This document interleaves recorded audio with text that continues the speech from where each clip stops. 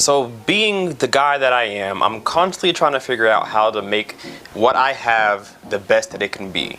So I don't have to constantly upgrade, buy new things. I want to take what I already have at home and see if I can make that better. And if I can't, then maybe I'll look towards upgrading. But you guys know I just got new Canton Vento speakers. I've always had my PB4000, so I have pretty good equipment as it is. So for me, I'm trying to figure out how to squeeze the best performance out of what I have already here in the room.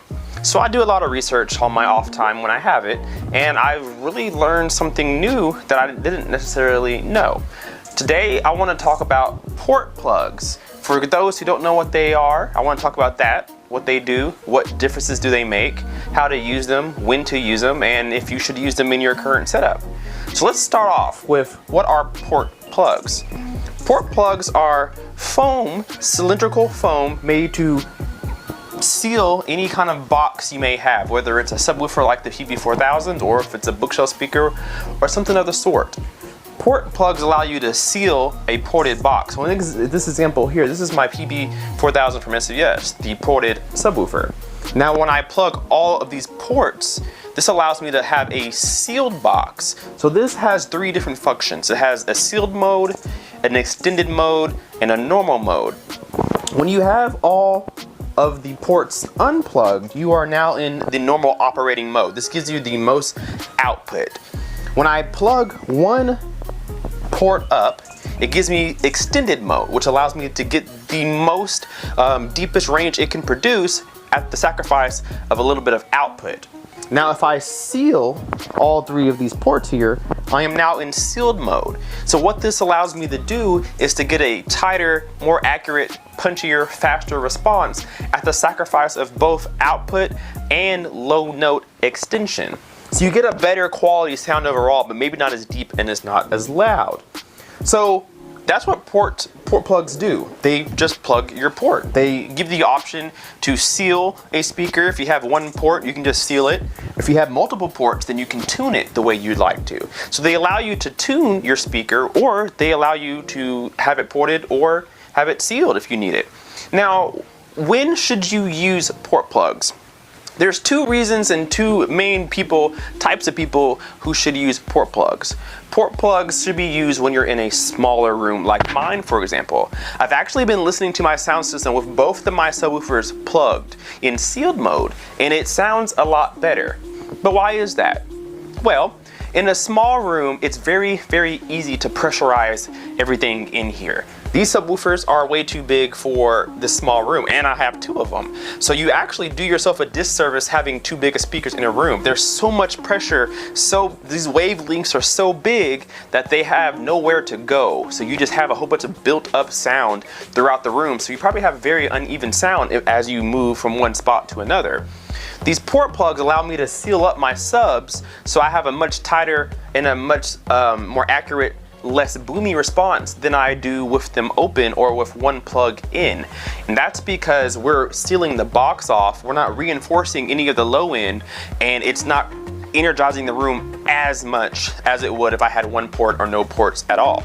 So the sealed mode allows me to have a bigger speaker in a room, and it helps a little bit. It won't completely kill it, but it'll help a little bit with some of those peaks and valleys and knolls that people find in the small rooms when they have speakers that are too big. So you should be using these if you have a subwoofer or a speaker that's just too big for the room and has a lot of reinforced bass that is negative to the sound. Maybe you should try sealed mode like I have, and you should probably get a better result. Now you will lose output and you maybe will lose low bass extension, but at the gain of a lot less peaks and knolls, a little more accurate, more tighter sound. And if your speaker is too big for the room, then you probably have too much bass anyway. So bringing some of that back could help you. Now, subwoofers aren't the only types of speakers that can benefit from a port plug. Speakers like this can too. This is the Fluence XL8F tower speaker that Fluence has sent me in for a review. And if you haven't seen the first video of that, check my playlist or check my past videos, that's up there now. But this is a tower speaker, and often tower speakers have ports, whether it's on the bottom or if it's on the top, the sides, the front. Most speakers have ports nowadays that help reinforce lower end bass, especially like a bookshelf speaker or a smaller speaker that needs help reproducing bass. They often have a port somewhere. Now this port's this port plug is pretty big, but you can get port plug sizes to your needs. So you can find a port size, get your port size off your speaker, and then they sell port plug. I believe SVS sells port plugs on their website, but I think they fit their subwoofers.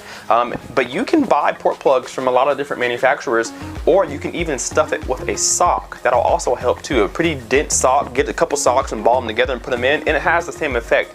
It may not look as pretty, or it may not seal as tight, but you can pretty much seal a speaker up with just a ball of socks. Now, why would you want to seal a speaker like this? Well, this is made for like a small to medium sized room. And so you may not have the space to pull the speaker off the wall to make it sound its most optimal ability possible. So you may consider porting or port plugging the speaker so that you can keep it against the wall. Again, when you put a speaker against the wall, you're reinforcing that bass that comes out of this port here, and it usually has a negative effect. Sometimes if the speaker is really small and you put a speaker against the wall, you may positively reinforce some of the bass that otherwise wouldn't be there. But if you have a speaker that's already bass heavy and then you put it against the wall, you're probably going to reinforce bass in a way that was a little more distasteful, a little boominess to it. It loses a little accuracy. It starts adding color to it that doesn't sound too good. So when you have a speaker you have to put against the wall, you may want to consider port plugging it. If you have a speaker that port chuffs, meaning air passing through it, you can hear that air come through, you may want to plug that. If you're looking for a more tight or accurate sound, maybe for two-channel listening, you may want to get a port plug or a sock. You can put it in there and pretty much seal your speaker off.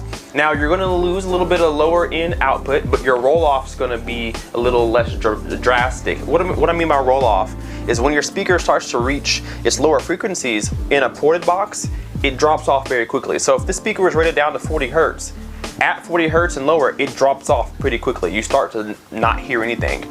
A sealed box has a slower slope, a lower gradual slope, so it doesn't just drop off the hill, it slowly starts to roll off. So those bass frequencies don't just diminish out of nowhere, they have a more smoother, flatter response. And so if you have a speaker that's really small, that's up against the wall, it may help it. If you have a bigger speaker like this against the wall, it may hurt your sound, and you may want to look into port plugs. So port plugs are here not only just for tuning, but it's also here to make your sound a little bit better. Maybe you have a ported subwoofer and you think you want to try sealed, you can do that with a port plug, or if you can't find a port plug that fits your speaker, you can get several different socks and ball them up together and stuff the port, and you have just about the same effect. So guys, I just want to tell you a little bit about port plugs because I've been playing around with it in my home theater for a while now, and I've listened to different movies and different music tracks and just regular TV just to hear the differences. Again, my subs have different modes, so not only can I steal it, but I have to put it in that particular mode. So when I plug it, I gotta turn it to sealed mode. So the amp acts differently, but with that being said, it's been a positive impact on my sound system. Not that it sounded bad, but of course, like I said, I'm trying to get the best that I can out of the system. So I'm experimenting with different things, and then I'll share them with you as I go. So guys, leave me a comment down below. Do you guys have port plugs in your subs or in your speakers? And if you don't, have you ever thought about putting them in? And if you do, what do you think about the sound? Is it better or worse? Leave me that comment down below, hit that like button, and subscribe if you're not already. We will see you in the next video. K-Bass Guy out.